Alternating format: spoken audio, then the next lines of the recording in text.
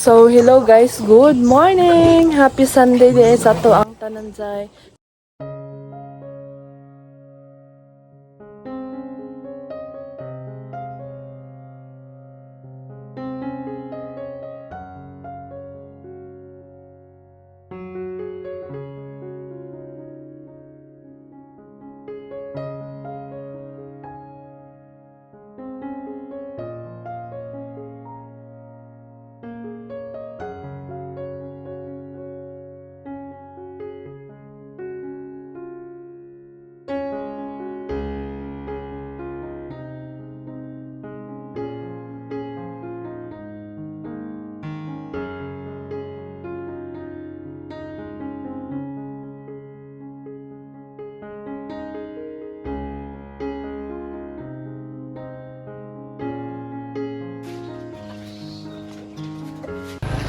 Hello po guys, happy Sunday to all of you guys. And ngayon guys is pupunta kami sa aming simbahan.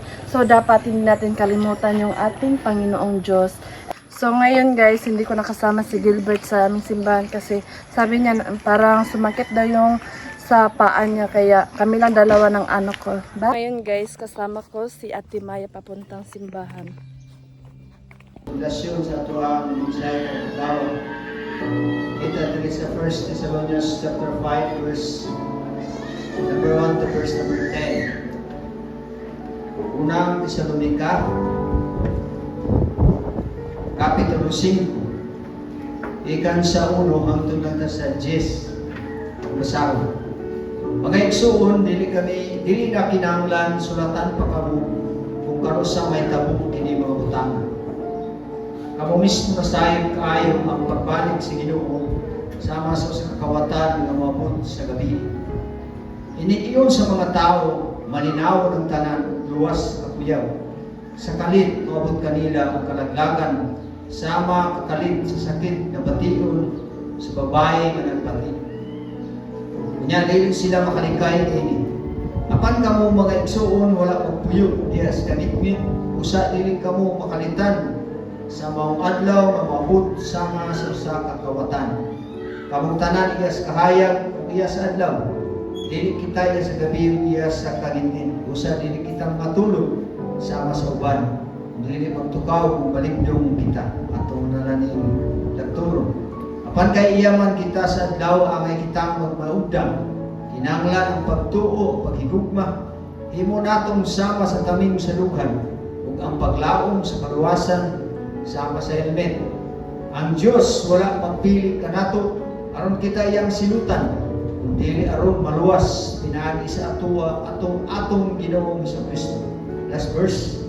Gihatag niya ihatag niya iyang kinabuhi alang kanato aron kita mabuhi uban kaniya.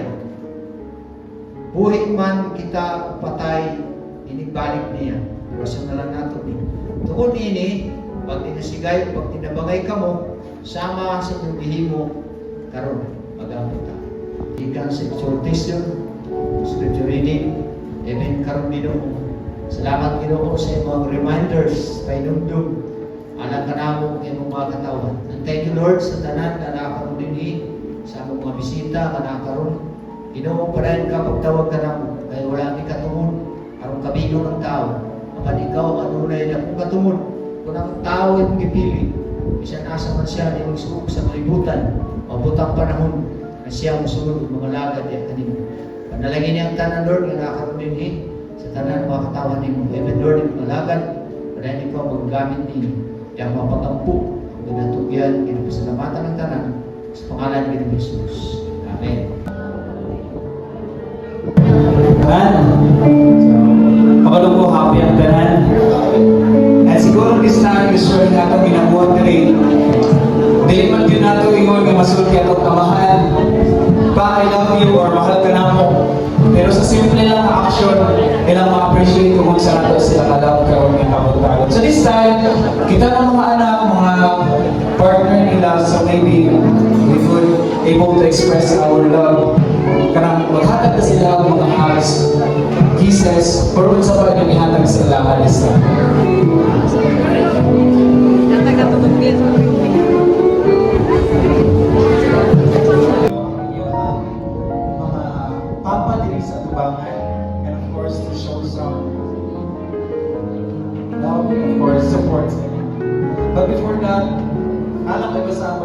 Father's Day, a special occasion to recognize the love, sacrifices, guidance, and hard work of the men who help shape our families and communities.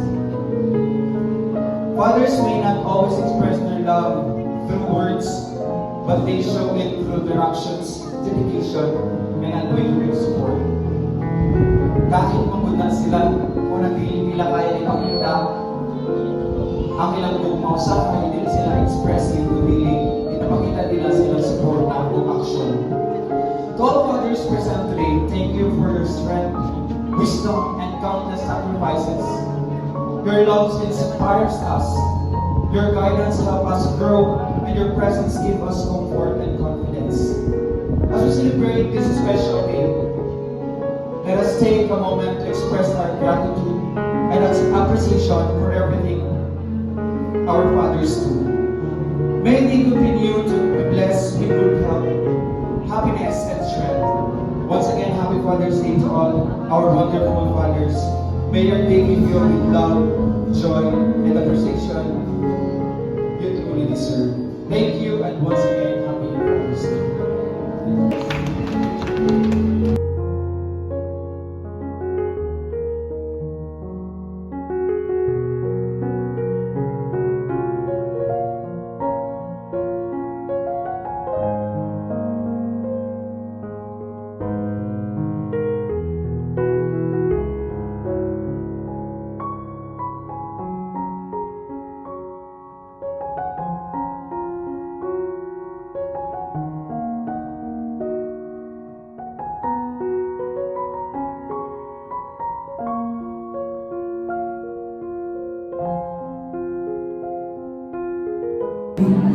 Happy Father's Day.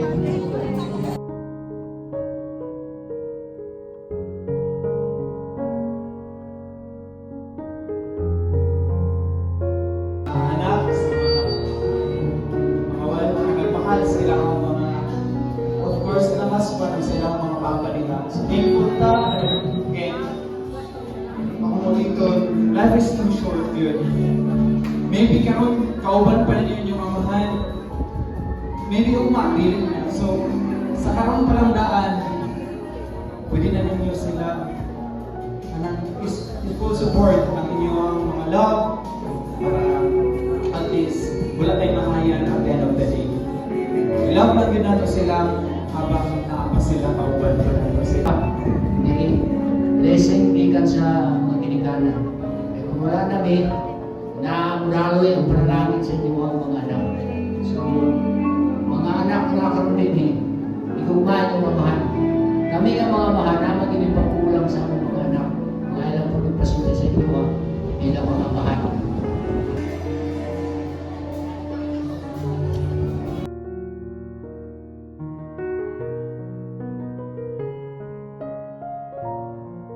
Hi guys, papunta po kami ng Malungon ni Sarah tapos lang nila nagsimba. Bibili kami ng materialis ng bahay namin.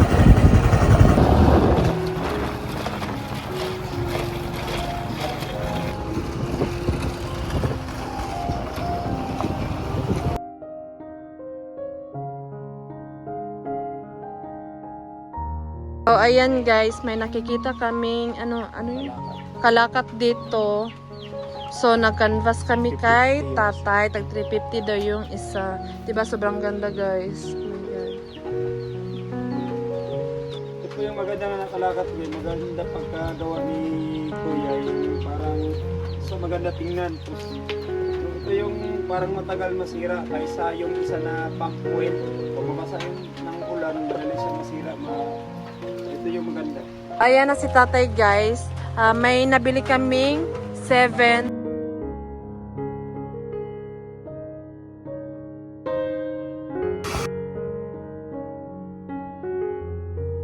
Ayan guys, nagbili na kami ng yero. Ayan. So ganito gawa si tatay guys. Ayan. Dito lang ako gawa. Dito lang ako ulat. Tumuro tahan guys. So ayan guys, patapos na si tatay. So ayan guys, pauwi na kami. Isa pa. Lalo. Na guys. So, ara guys, pauwi na kami.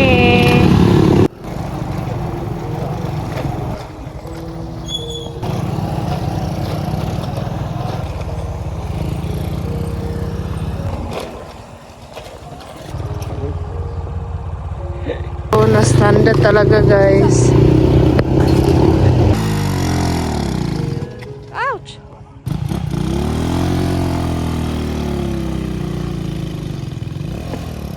Guys, thank you.